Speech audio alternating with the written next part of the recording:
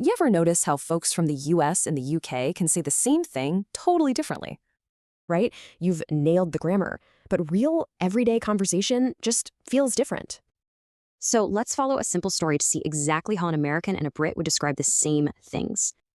Okay, so imagine it was just a normal day, nothing special. How do you say that naturally?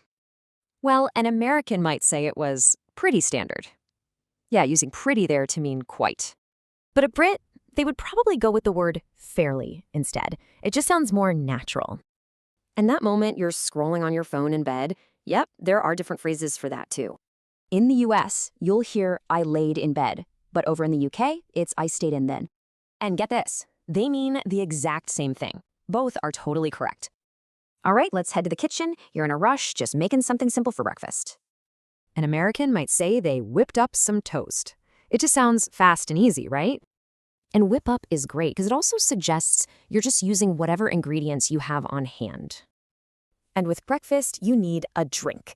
Generally, you will find Americans grabbing coffee and Brits going for tea. This whole tea thing in the UK has actually created some really cool and common slang.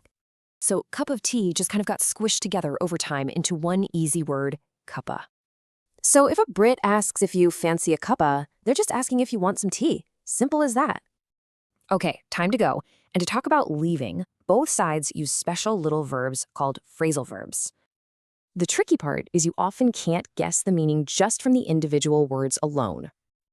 An American heads out, a Brit heads off. And guess what? They both just mean to leave. See? It's all these tiny differences, adverbs, verbs, slang, that make everyday speech sound so real. And noticing these little patterns is the key to really leveling up your English skills. So here's a thought. Which of these small changes are you going to try out first?